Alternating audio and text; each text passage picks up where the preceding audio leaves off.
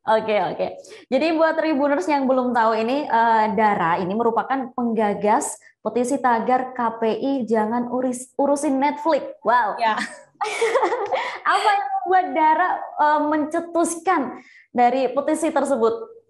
iya, jadi itu emang rame banget ya pada waktu itu. Jadi kan ceritanya si KPI ini lempar wacana kalau mereka mau eh, mengurusi supervisi gitu yang ngawasin konten-konten yang ada di media baru kayak YouTube, Facebook dan juga layanan OTT seperti Netflix, iFlix dan lain-lain gitu.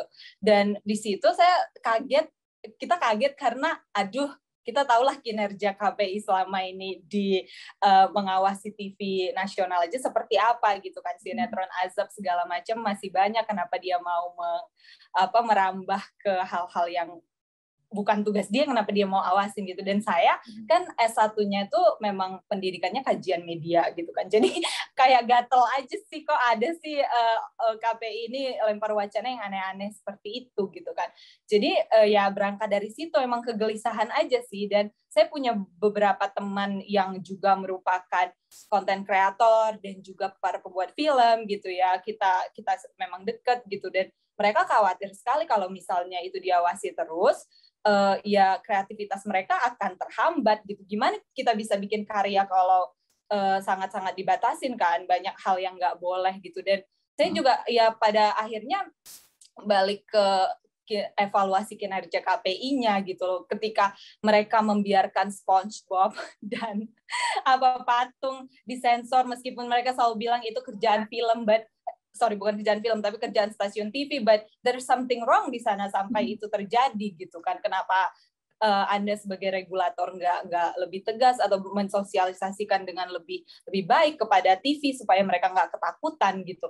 Nah, dari situ kita merasa kalau itu terjadi di TV nasional, standar itu dibawa nanti ke media baru, mau jadi apa kita kan. Dan balik ke situ sih sebenarnya. Jadi nggak nyangka memang itu saya bikinnya emang ya bikin petisi aja, terus kita sebar ke teman-teman semua dan jadinya rame banget kan.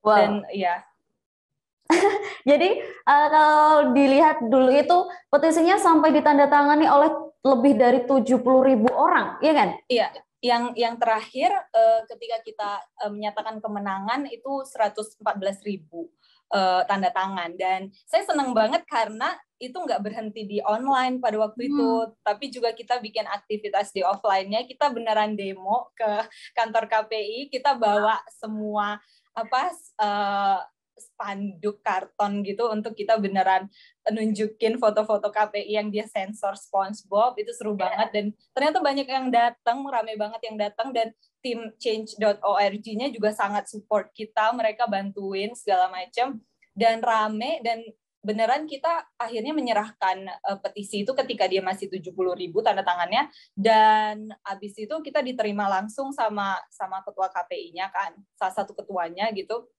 Terus ya abis itu bergulir terus kan di media gitu dan jadi perbincangan, dan pada akhirnya si wacana kebijakan ini dihentikan gitu. Jadi ini menunjukkan bahwa sebenarnya the power of jempol netizen tuh ternyata ada, Tin, gitu. Jadi kan orang kan selalu bilang ngapain bikin petisi itu kan kayak lah jempol doang gitu. Tapi dengan kasus si KPI ini kita itu jadi contoh bahwa ya dengan kita bersama-sama gitu ya, advokasi isu yang memang kita peduli bersama-sama ya, walaupun itu melalui petisi online, ternyata ada hasilnya gitu. Terima kasih sudah nonton. Jangan lupa like, subscribe, dan share ya.